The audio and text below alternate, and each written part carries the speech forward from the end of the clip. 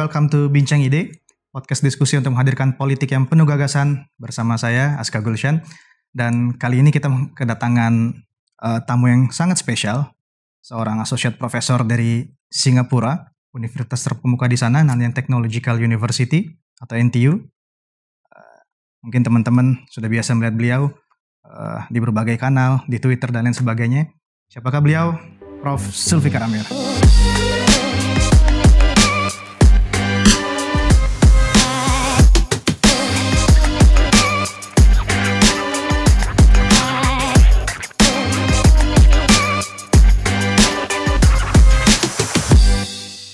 Selamat datang, Prof. Terima kasih, Mas Aska. Apa kabar? Alhamdulillah baik. Oke. Gimana? Apa kesibukan sekarang, Prof? Saat ini kebetulan saya melakukan beberapa proyek penelitian terkait dengan pengembangan teknologi, khususnya artificial intelligence. Tapi juga ada 2 proyek yang fokusnya itu tentang kota Jakarta. Oke. Ya, yang pertama itu adalah isu tentang hawa panas di Jakarta yang semakin meningkat akibat efek urban heat islands. Ya, yang kedua itu terkait dengan urban resiliency. Jadi ketahanan atau resiliensi masyarakat urban di Jakarta, khususnya pasca COVID. Oke. Ya. Jadi saya bolak-balik nih. Bolak-balik ya, karena Singapura Jakarta gitu. Siap. Di Singapura punya penelitian di Jakarta ya. Betul sekali gitu. Karena Jakarta itu kota yang sangat strategis untuk Singapura. Ya. Oke. Dan selain aktif mengajar dan meneliti sebagai associate professor kan, ini Prof. Zulfikar saya lihat juga ini ya saat ini menduduki posisi sebagai acting director. Betul. Di NTU Institute for Science and Technology for Humanity kalau saya nggak salah. Betul. Jadi NTU Institute of Science and Technology for Humanity itu adalah salah satu lembaga riset yang berada pada tingkat university. Jadi dia semacam university level. Di mana kita itu mengakomodasi sekaligus memfasilitasi kolaborasi antar pengajar dari berbagai fakultas. Jadi baik yang dari fakultas teknik, fakultas sains, fakultas ilmu sosial dan humaniora, fakultas bisnis dan sebagainya. Jadi tingkatannya itu yang paling tinggi. Dan fokus kita itu terkait dengan proses produksi inovasi dan pengetahuan, dan juga mengamati dan mencermati dampak dari sains dan teknologi di masyarakat. Jadi seperti itu fungsi dari NIS, kita sebutnya NIS ya. NIS, NTU Institute of Science and Technology for Humanity. Dan Prof. Zulfikar sebagai acting director ya? Pada saat ini kebetulan masih jadi acting director. Belum jadi full director. Kenapa? Karena untuk posisi ini mestinya full profesor. Jadi tapi luar biasa lah orang Indonesia bisa memimpin.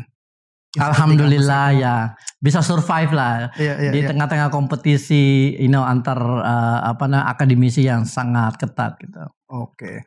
Jadi memang ya sebelumnya kita pernah diskusi. Jadi memang bidang kajian ini sebenarnya Prof. Zulfikar ini bisa dikatakan memproblematisasi pembangunan gitu, Prof ya. Betul sekali. Pembangunan sebagai hasil pemikiran, epistemologi dan praktek politik sebenarnya. Ya. Dan oleh karena itu nih teman-teman, kali ini kita ingin mendiskusikan salah satu kebijakan yang sedang ramai belakangan ini, yaitu pembukaan ekspor pasir ya, Prof ya. Betul sekali. Dan tadi sebagaimana memang bidang kajiannya Prof. Zulfikar, jadi dari setiap kebijakan, dari setiap program pembangunan itu sebenarnya nggak bisa dilihat secara teknokratis belaka gitu. Betul. Ada aspek-aspek sosial, politik, kultural di belakangnya yang sebenarnya harus kita dalami, kita buka gitu ya, kita dekonstruk. Jadi gimana Prof mungkin terkait ekspor pasir ini? Memang kalau kita lihat kebijakan Pak Jokowi untuk membuka keran ekspor pasir itu menguntungkan dan membuat senang satu negara. Dan negara itu adalah Singapura. Nah, tempat Prof bekerja sehari-hari. Betul. Jadi mungkin bisa di share slide-nya kali ya, yang kedua ya. Ada materi yang kedua. Ya, Pak. Nah, Singapura. Mas Aska pernah ke Singapura kan ya? Iya. Kesannya apa waktu di Singapura? Ya, negara modern, tertata rapi, teratur. Betul. Nah, Singapura itu satu negara kecil yang luasnya itu sedikit lebih luas dari Jakarta. Tapi aslinya itu lebih kecil dari Jakarta sebenarnya. Oke. Ada perluasan maksudnya atau? Ada perluasan. Cuma untuk memahami kenapa mereka melakukan perluasan, kita harus pahami dulu ideologi serta nature dari Singapura sebagai sebuah negara bangsa. Ya kan, selama lebih dari 10 tahun saya tinggal di Singapura, saya mencoba memahami kenapa sih negara ini bisa sangat berhasil gitu. Secara ekonomi, secara sosial, secara teknologi, inovasi, ya dan sebagainya gitu. Dan ada satu hal yang menjadi dasar dari seluruh proses transformasi yang dilakukan oleh Singapura sebagai satu bangsa selama lebih dari 50 tahun. Yaitu bahwa di dalam ideologi mereka sangat yakin dan percaya bahwa diri mereka itu sangat rentan. Jadi ada istilahnya itu a deep sense of vulnerability. Kerentanan yang sangat dalam yang mereka rasakan sejak mereka merdeka sejak mereka terpisah dari Malaysia dan menjadi bangsa yang merdeka. Gitu. Apa implikasinya, Prof? Jadi implikasinya gini, jadi mereka melihat bahwa mereka ini negara sangat kecil secara geografis dan mereka itu dikelilingi oleh 2 negara besar mayoritas Muslim. Indonesia dan Malaysia ya. Nah, Malaysia sama Indonesia. Dan mereka melihat bahwa satu-satunya cara untuk bisa survive ya di dalam kondisi geopolitik yang sepertinya tidak menguntungkan mereka itu adalah dengan melakukan pertumbuhan ekonomi secara terus-menerus. Jadi dari a deep sense of vulnerability, dari perasaan yang penuh dengan kerentanan, mereka olah menjadi dasar untuk mencapai pertumbuhan ekonomi yang berlanjut terus-menerus. Jadi mereka berhasil mengkonversi vulnerability-nya menjadi kemajuan. Nah, itu dia, gitu betul. Jadi buat mereka satu-satunya cara untuk bertahan adalah untuk terus tumbuh dan tumbuh. Dan itu sangat berhasil. Kita bisa lihat dalam waktu 30 tahun pertama setelah mereka menjadi negara mandiri. Ekonomi Indonesia itu ekonomi Singapura itu melesat dengan sangat cepat. Coba kita lihat di slide berikutnya ya. Kalau saya mau tunjukkan sesuatu. Siap. Ini adalah sayangnya kegedean ya itunya fontnya ya. Tapi ini adalah perbandingan antara income per kapita Indonesia sama Singapura. Saat ini Indonesia itu penghasilan per kapitanya itu 4.180. 4.180, lalu kemudian kita lihat Singapura itu sekarang 64.000. Itu lebih dari, udah bukan 10 kali lipat lagi, berapa? Sekian belas kali lipat berarti. Betul sekali. Nah, pada tahun 60 Indonesia sama Singapura sama. Sama-sama miskin gitu. Iya betul. Iya kan? Tapi kemudian 50 tahun kemudian kita lihat jomplang banget gitu, jauh banget gitu. Memang penduduk mereka kan sedikit.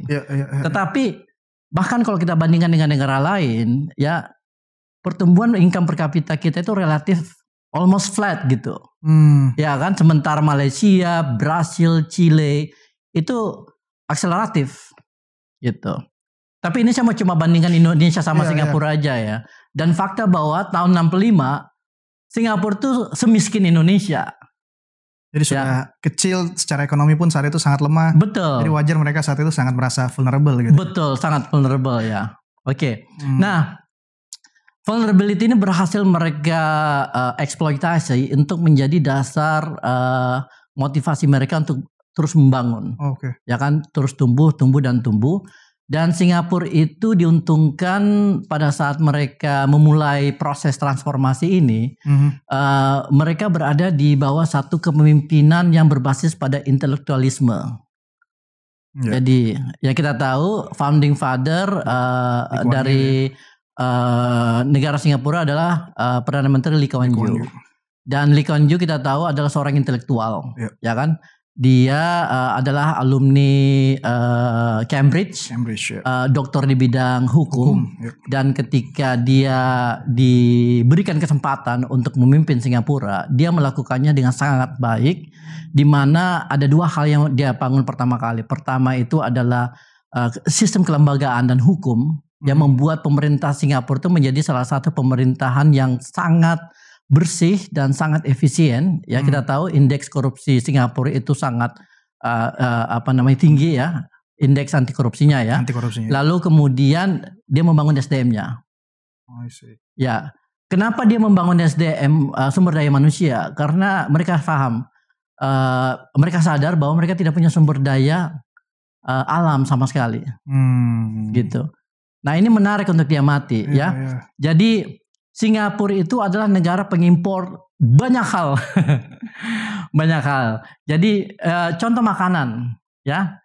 Nah, kalau dari aspek makanan kita lihat Singapura adalah negara di mana tingkat ketahanannya atau food security-nya itu paling tinggi di Asia Tenggara.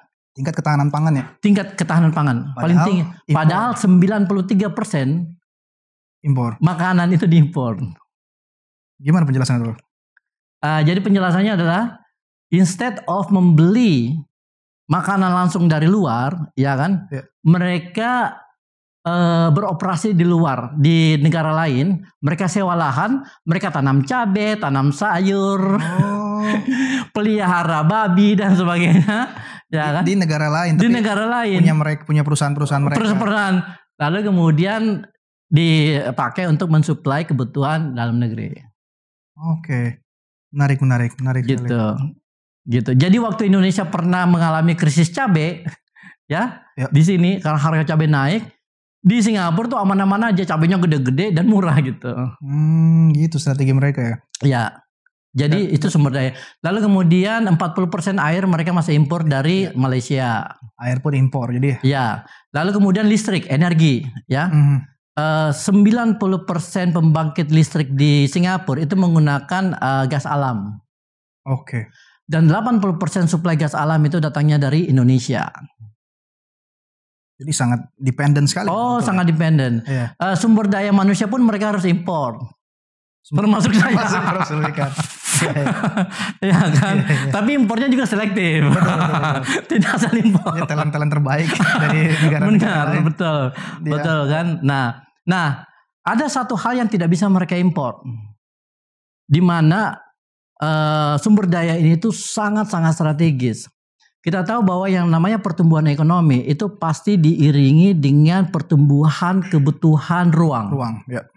Jadi misalnya Jakarta, ya kan, Jakarta tumbuh ekonominya, mereka akan butuh terus ruang, space di mana-mana.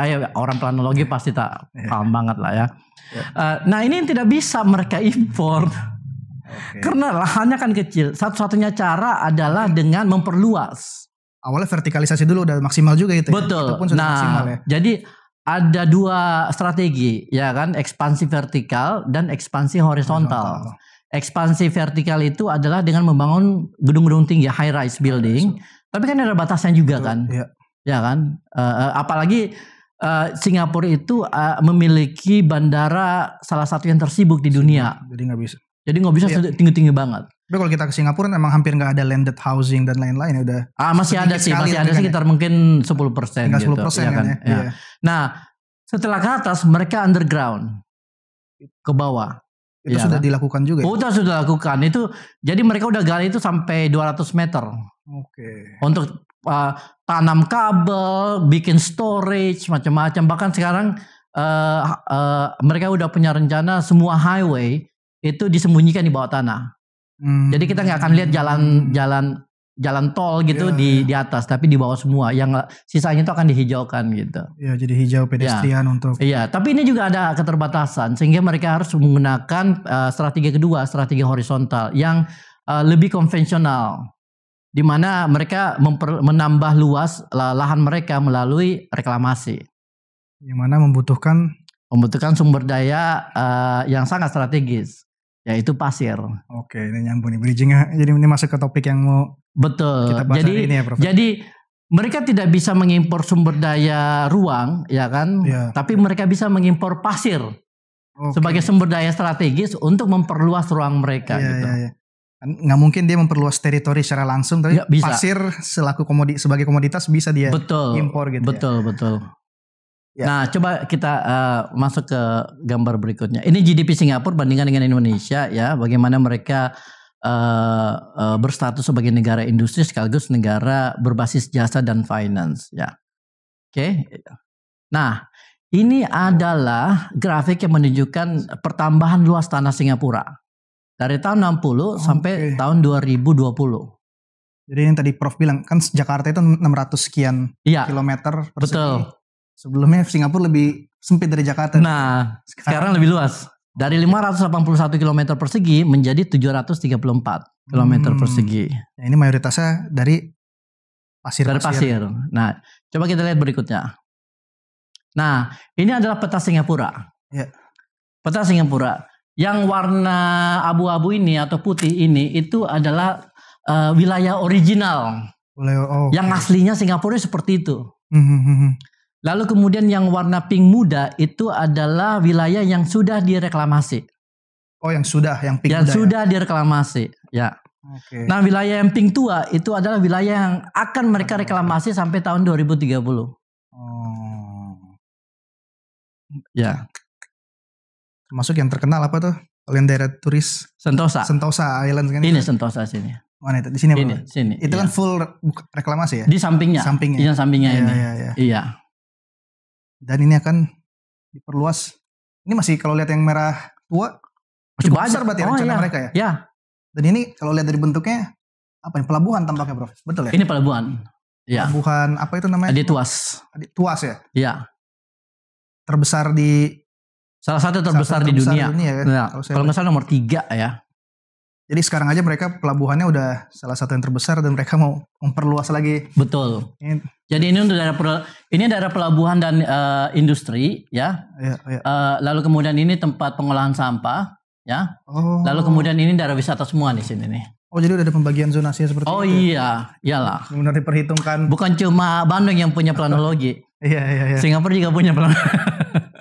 Ini daerah turis mungkin kalau orang Indonesia banyaknya di sini ya. Nah, betul. Jarang gitu ke daerah-daerah sini. Iya. Oke. Sehingga sekarang sudah lebih luas dari Jakarta ya, Prof ya. Betul sekali. Sekali. Menarik. Ya, saya mau tunjukkan berikutnya coba. Nah, jadi Singapura itu udah punya rencana untuk melakukan reklamasi sampai tahun 2030.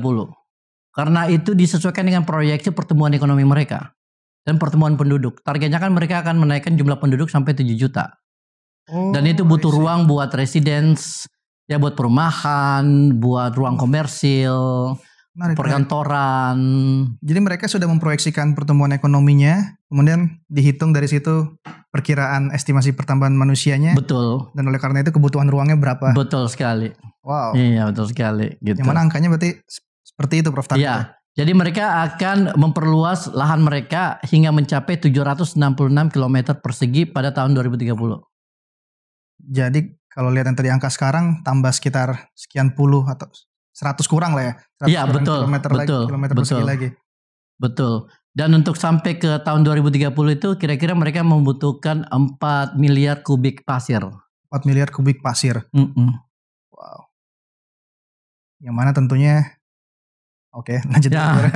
Coba kita lanjutkan ya. Nah, ini adalah sumber atau supplier pasir di berbagai negara yang Singapura membeli pasir gitu.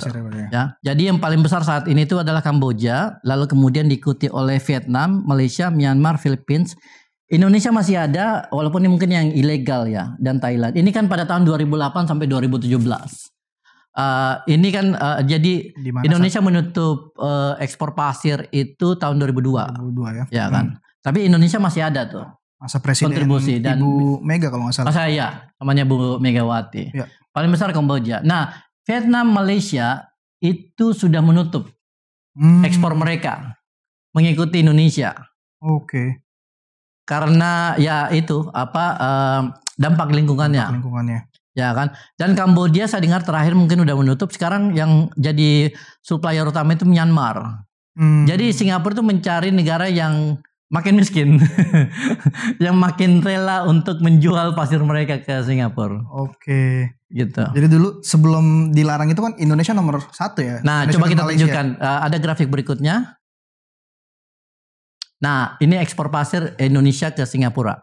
Oke. Jadi yang biru ini adalah ekspor pasir dari tahun 95 sempat naik, kemudian drop, ini berhenti di sini kan.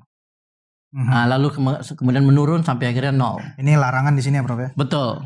Nah, kan merah itu jumlah pasir yang diimpor dari Singapura, ya. Oke. Jadi memang puncaknya ini sempat memuncak ya? Oh iya, betul. Betul, dan Indonesia menjadi negara penyuplai terbesar saat itu. Mengapa era mendorong untuk dilakukannya penyetopan ekspor pada saat itu? Betul, karena kan waktu itu hebohnya karena ada beberapa pulau kita yang terluar itu hilang. Betul. Dan bukan hilang sama sekali, mungkin mengecil sehingga statusnya sebagai pulau itu tidak kredibel lagi. Yang gitu. Saya baca ada 24 pulau kalau nggak tidak salah. Betul, dan beberapa aktivis lingkungan sekaligus beberapa pengamat geopolitik itu melihat konsekuensinya terhadap kedaulatan kita gitu kan. Karena kalau pulaunya hilang, yang pulau terluar hilang berarti batas kita berkurang. Batas teritorial kita berkurang. Oke. Betul. Batas kita berkurang berarti sumber daya ikannya juga berkurang gitu. Iya. Ya termasuk kalau jika sumber daya lautnya ya laut, jika ada mineral di sana benar dan sebagainya kita rugi gitu. Iya. Cuma karena menjual pasir dengan harga segitu gitu. Ekonomi loss-nya besar sekali berarti. Dan memang itu berarti tambang di pulau-pulau ya? Iya, jadi di pulau mereka ambil pasir itu dari pantai di apa namanya? Disedot, bukan disedot dikeruk gitu. Ya kan sampai akhirnya mengecil. Ya. Sampai kemudian sudah tidak bisa dianggap sebagai pulau gitu. Oke. Jadi memang sebagian besar itu diambil dari pantai-pantai, Prof, bukan dari sedimen laut. Kalau sekarang kan banyak penjelasan dari pihak pemerintah. Sebenarnya mau diekspor tuh sedimennya loh, bukan pasir. Setahu saya sih mungkin lebih murah untuk ambil langsung dari pantai karena kan biayanya dan yang lebih daripada harus mengambil dari dasar laut gitu. Di samping itu mungkin kualitas pasirnya juga jauh lebih baik. Oh, oke. Ya kan, jadi nggak perlu disaring lagi gitu. Kalau ambil dari sedimen kan bisa bercampur macam-macam gitu. Ya. Bisa bercampur tulang ikan. Iya.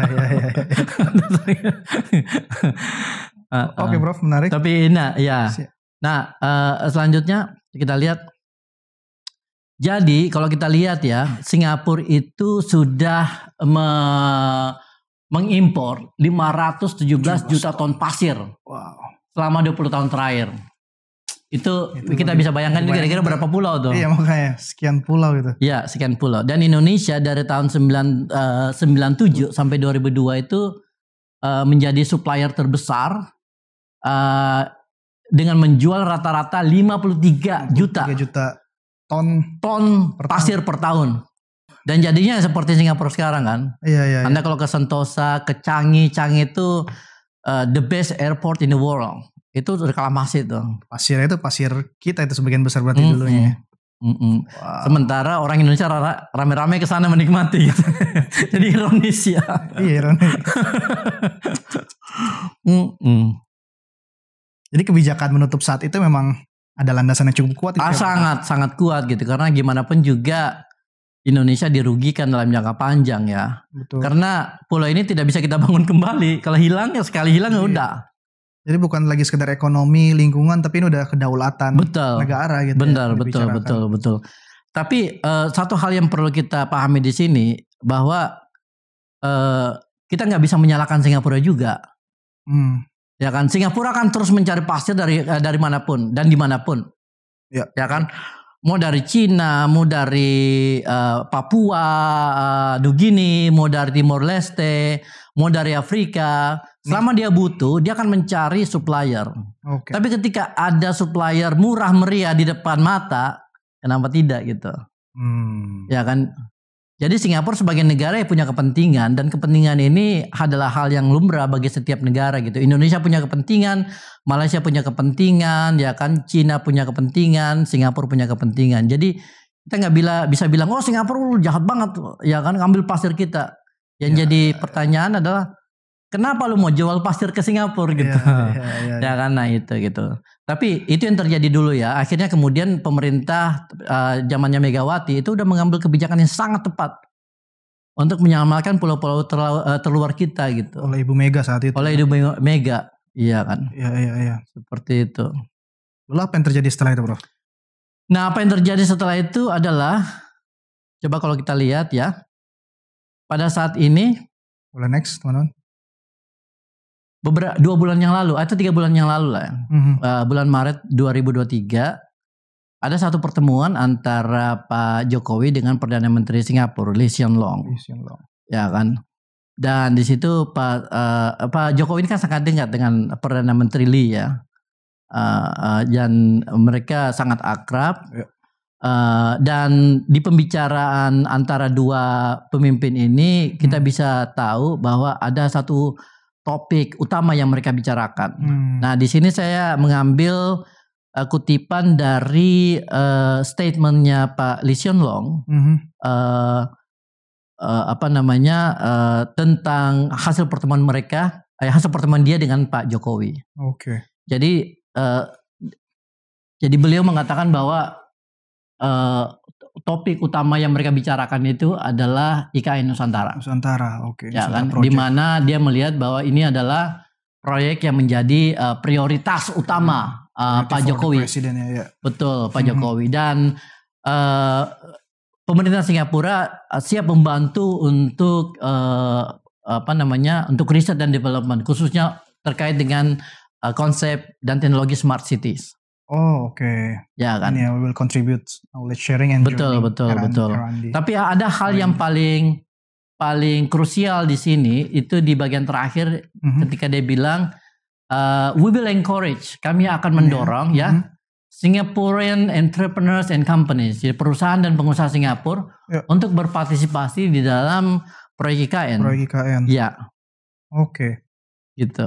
Apa yang bisa kita baca dari ini, Bro? Ini merupakan suatu bentuk hubungan bilateral antara Singapura dan Indonesia. Ini kita tahu, seperti kita bicarakan tadi, Singapura itu sangat tergantung sama Indonesia dalam hal sumber daya alam. Tapi sebaliknya, Indonesia juga sangat tergantung sama Singapura dalam hal investasi. Oke. Karena Singapura itu adalah investor terbesar sekarang di Indonesia. Ya kan? Oke. Tolong dikonfirmasi, benar gak sih? Nanti kita harus, kita cek sama-sama nanti. Kalau nggak salah ya, cek nanti, kalau misalnya salah dikata aja. Tapi itu. Nah, yang menarik adalah 2 bulan setelah pertemuan ini ada sebuah kebijakan yang dikeluarkan Pak Jokowi. Coba tunjukkan slide-nya.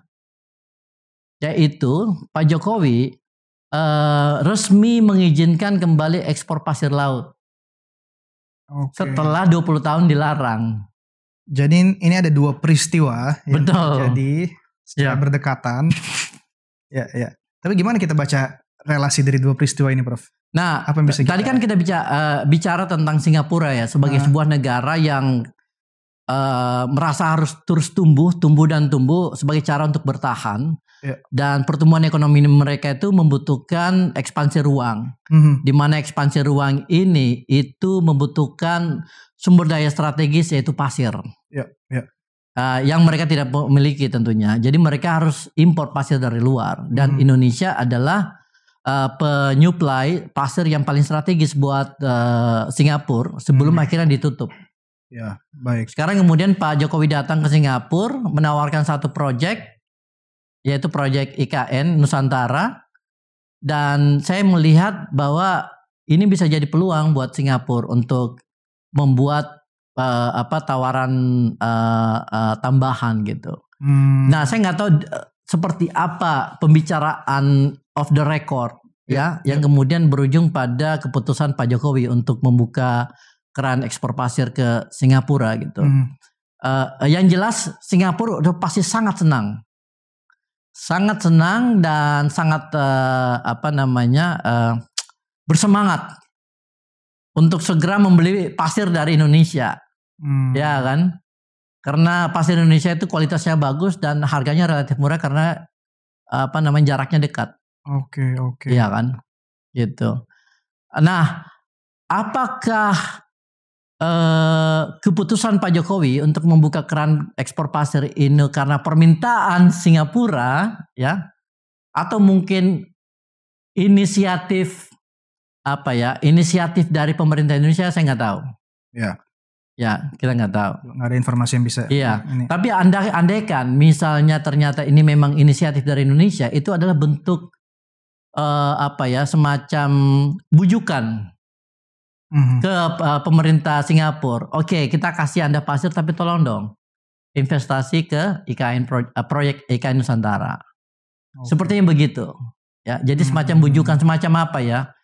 Semacam bonus lah. Anda kalau mau beli barang saya, ya, kita kasih ini nih, giveaway.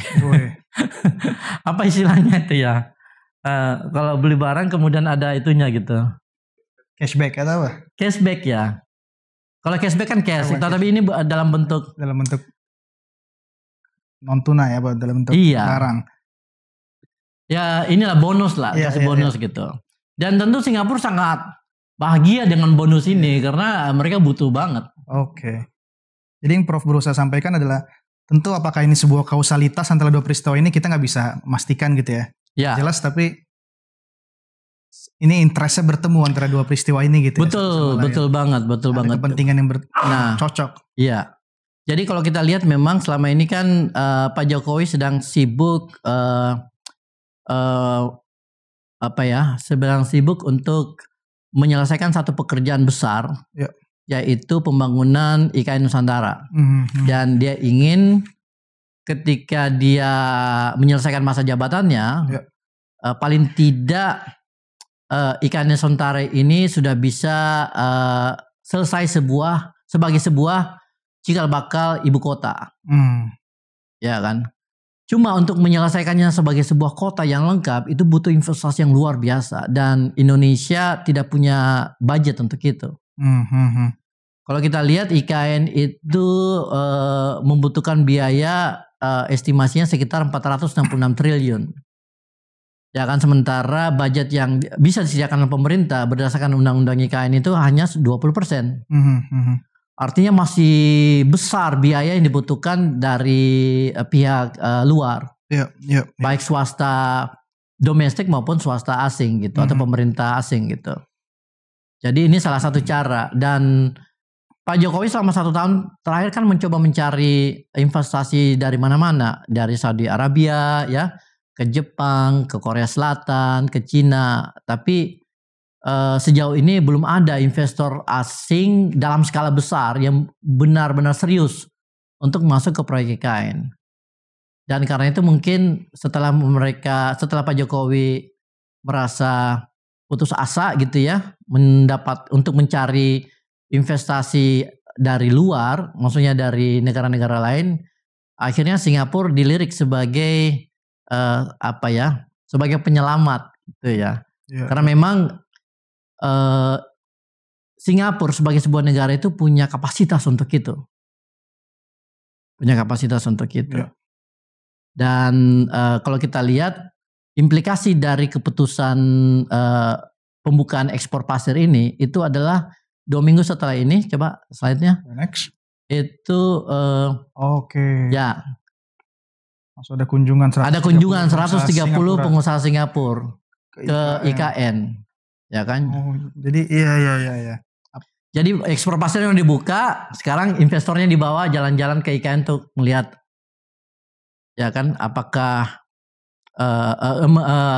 untuk diajak untuk melihat proyek IKN untuk mau berinvestasi di sana. Jadi ya. Tapi ini nggak cukup. Jadi Pak Jokowi melakukan satu hal lagi gitu. Dan ini yang menarik menurut saya karena kita bisa melihat secara lugas bagaimana sikap Pak Jokowi tentang pembangunan IKN dan bagaimana dia mengharapkan investasi dari Singapura itu bisa masuk. Jadi 2 minggu yang lalu atau seminggu yang lalu Pak Jokowi kembali ke Singapura dan dia memberi presentasi tentang IKN di depan pemimpin-pemimpin sebuah perusahaan besar Singapura. Perusahaan besar itu namanya Temasek Holdings. Temasek Holdings ya. Mas Aska pernah dengar nggak Temasek Holdings? Ya, pernah suka dengar di media. Ya. Nah kalau kita lihat ekonomi Singapura itu GDP-nya lebih dari setengah Indonesia ya, sekitar 600 miliar US dollar. Indonesia 1,1 triliun. Nah sekitar 40% kontribusi GDP ini datangnya dari BUMN. 40% dari GDP-nya? Iya, 40% dari GDP-nya itu datang dari BUMN. Oke. BUMN Singapura ya, bukan BUMN Singapura. Bukan BUMN-nya Pak Erick Thohir gitu ya. Nah, BUMN Singapura. Ya kan, walaupun sebenarnya ada pengamat yang mengatakan kontribusinya bisa lebih besar dari itu. Ya. Karena kan anak-anak BUMN Singapura itu beranak pinak. Dan itu nggak dihitung sebagai benar gitu. Dan Temasek ini salah satu dari. Nah, seluruh perusahaan BUMN milik Singapura, pemerintah Singapura, termasuk Singapore Airlines, Singtel, JTC, ya kan, kemudian Capital Property dan sebagainya, itu dikelola oleh satu perusahaan besar namanya Temasek Holdings. Jadi ini holdings yang menaungi perusahaan besar tersebut. Benar, Temasek Holdings. Dan Temasek Holdings itu mengelola sovereign wealth fund, ya, mengelola aset itu sebesar 7.300 triliun rupiah. 7.300 triliun rupiah. Ya. Jadi kalau kita bandingin APBN kita kan sekitar hampir 3.000 sekarang, hampir 3.000, 2.000. Iya. Ya. 2.000 something 2.000 gitu. something besar, 7.300. Jadi itu sekian kali lipat. Iya, bandingkan sama proyek IKN 466 triliun. 466 triliun. Sehingga dari 7.000 itu sangat possible untuk peanut lah. Membiayai. Oke. Jadi 50% proyek biaya IKN itu dengan sangat mudah mereka investasi. Gitu. Nah, Pak Jokowi datang ke Singapura dan khusus memberi presentasi di depan pemimpin-pemimpin Temasek Holdings. Presentasi pidatonya terkait dengan IKN. IKN. Ya. Untuk menginvite. Betul. Nah, mungkin kita bisa lihat sendiri dan saya ingin tahu impresi Mas Aska tentang video itu. Excellency Chairman Temasek Trust, Madam Ho Ching, Excellency Chairman Temasek Holdings, Mr. Lim Boon Heng,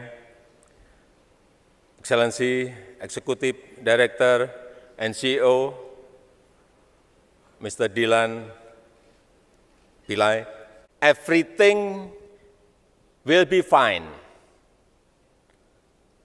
No need to worry. Your investment in Indonesia will continue to be safe, and also the continuity of Nusantara Capital Cities development. I know housing prices here have risen very high. Maybe living in Nusantara can become an option. There is question about minimum population level. Don't worry. Indonesia has the world's 4th largest population. It will not be difficult to populate a world-class city. There is another question about incentive. Isilah. Don't worry. We have prepared fiscal incentives, tax holiday, non-collected value-added tax, super deduction tax, import duty. We have done everything. Gimana Mas Aska? Apa kesannya? Satu kata bisa nggak? Kira-kira menjelaskan? Bisa, tapi keamanan saya nih. Bisanya sih bisa, cuman mungkin aja teman-teman bisa tulis di kolom komentar ya apa kesannya setelah menonton. Cuman mungkin Karena kan sebagai host bukan kapasitas saya untuk berbicara, itu kan bertanya kapasitas saya di podcast kali. Kan tadi Prof cerita sudah beberapa kali menayangkan di beberapa forum ya. Apa emang pandangan dari audiens yang setelah Prof menampilkan video ini, Bro? Ya, jadi video ini saya share ke beberapa teman di kalangan akademik, juga mahasiswa ya, dan ada satu impresi yang sangat instan muncul, yaitu mengemis. Oke. Ya. Impresi. Lalu kemudian impresi yang lain itu adalah banting harga. Mengemis, banting harga. Ya. Lalu kemudian ada juga beberapa impresi yang cukup keras gitu, tapi tidak perlu saya sebutkan di sini gitu. Tapi intinya adalah bahwa Pak Jokowi sudah tega melakukan atau mengambil satu kebijakan yang punya dampak lingkungan yang sangat besar buat Indonesia untuk mengejar proyek yang dia impikan gitu. Yakni IKN itu. Which is IKN Nusantara gitu kan. Jadi tidak mungkin tujuannya bagus untuk membangun IKN, tapi kemudian cara-caranya itu yang punya konsekuensi jangka panjang. Oke. Gitu. Belum lagi kita bicara tentang harga diri bangsa gitu. Jadi coba bayangin, warga Singapura diajak untuk pindah ke IKN. Lalu kemudian diberikan berbagai insentif pajak di mana mereka harus tidak bisa tidak bayar pajak ini, tidak perlu bayar pajak itu dan sebagainya gitu ya. Gitu. Jadi coba kebayang nggak? Begitu banyak warga Indonesia masih kekurangan rumah, ya kan? Harus membayar pajak tinggi dengan keterbatasan finansial mereka. Tapi kemudian warga asing diundang untuk tinggal di IKN tanpa harus membayar pajak ini, pajak itu gitu. Jadi ada semacam, menurut audiens yang saya tanya, ada semacam ketidakadilan gitu. Kepada bangsa sendiri. Ketidakadilan kepada bangsa sendiri. Betul. Ya mungkin itu bukan niat Pak Jokowi ya, tapi itu kesan yang muncul gitu. Ya. Gitu. Ya. Nah, tapi ada satu ironi Mas Aska yang mau saya tekankan di sini. Jadi kalau kita lihat ekspor pasir ini itu sudah dibuka kerannya oleh Pak Jokowi dengan harapan investor asing dari Singapura itu mau masuk dan kemudian berinvestasi di IKN. Yang jadi masalah adalah kita sudah terlanjur membuka keran, tetapi belum ada jaminan investor Singapura itu benar-benar investasi di IKN. Walaupun setelah ada pertemuan presiden. Nah, kita belum tahu ya. Atau yang tadi 130 pengusaha Singapura. Itu kan baru datang dan lihat-lihat kan. Memang sudah ada beberapa perusahaan katanya yang sudah menandatangani non-disclosure agreement (NDA). Tapi sejauh ini sudah ada ratusan perusahaan yang sudah menandatangani letter of intent dan memorandum of understanding dengan IKN, tapi realisasinya belum ada. Jadi kita nggak tahu nih, apakah perusahaan Singapura itu benar-benar akan melakukan investasi di IKN, kita nggak tahu. Yang jelas pasirnya sudah mau dijual nih ke Singapura, gitu. Kira-kira kesannya bagaimana Mas Aska kalau dalam situasi gitu? Jadi di satu sisi, ya. Berarti ya relasi yang tidak setara berarti ya. Betul sekali. Indonesia dan Singapura. Kalau kita lihat Singapura kan negara kecil, Indonesia negara besar. Tapi yang terjadi dalam hubungan pasir dan IKN ini adalah Singapura sepertinya mengeksploitasi Indonesia gitu. Oke. Karena ketergantungan Indonesia terhadap investasi dari Singapura. Jadi jika memang dua hal ini berkaitan, keran ekspor pasirnya sudah dibuka. Investasinya belum tentu masuk. Investasi untuk IKN belum tentu masuk. Betul. Kita nggak tahu. Mungkin juga saya salah ya. Kita lihat tinggal kita lihat aja 1-2 bulan ini apakah perusahaan-perusahaan Singapura khususnya Temasek Holdings yang tadi dibujuk-bujuk oleh Pak Jokowi itu mau menandatangani cek 20 miliar US dollar gitu. Gitu misalnya, saya nggak tahu ya. Gitu. Oke. Ini menarik sekali. Analisisnya sangat tajam sekali dari Rasul Fikar. Ya. Jadi ini peristiwa-peristiwa yang mungkin orang awam melihat tidak berkaitan, tidak ada hubungan. Dari pemaparan ini kita jadi melihat ya, jangan-jangan atau memang secara logis nih tampaknya ada hubungan korelasi satu sama lain gitu ya, Prof ya. Betul sekali Mas Aska. Dan kita tidak bisa hanya bilang, oh Singapura jahat banget ya, membeli pasta dari Indonesia dan merusak lingkungan. Ya Singapura sebagai negara tentu akan melakukan itu ke negara mana saja gitu. Ya kan, sama dengan negara-negara lain yang juga melakukan reklamasi. Tapi fokus kita sebaiknya pada keputusan yang diambil oleh Pak Jokowi dan konsekuensinya terhadap bangsa Indonesia secara jangka panjang. Baik Prof, ini analisis yang sangat luar biasa. Mungkin terakhir Prof, berarti buat closing, ini kan berarti ada 3 keyword ya, ekspor pasir, Singapura, dan IKN. Ya. Jadi apa yang ingin Prof katakan terkait 3 kata kunci itu terakhir? Ya, ini adalah satu konsekuensi dari strategi pembangunan yang menurut saya tidak dikelola dengan baik gitu. Jadi Singapura sebagai entitas luar itu memang memiliki power yang luar biasa besarnya in terms of finance and economic. Ya kan, sementara Indonesia itu sepertinya terjebak dalam sebuah paradigma pembangunan di mana aspek lingkungan itu tidak terlalu menjadi perhatian utama. Padahal kita sekarang sedang mengalami tidak hanya perubahan iklim, tapi krisis iklim gitu. Kalau merujuk pada bacaan-bacaan yang terakhir kan. Jadi mestinya itu yang menjadi fokus kita, memperbaiki proses pembangunan, ya, mengubah apa yang sudah dilakukan supaya bisa menjadi lebih baik sehingga pertumbuhan bisa berlangsung dengan kondisi lingkungan yang terus berkelanjutan gitu. Oke. Ya, jadi demikian teman-teman ulasan yang sangat menarik dari Prof. Zulfikar Amir terkait dengan ekspor pasir dan kaitannya dengan relasi Indonesia-Singapura dan juga dengan IKN. Jadi kita berjumpa lagi di episode berikutnya untuk memperbincangkan ide dan gagasan lainnya untuk politik yang penuh gagasan. Terima kasih.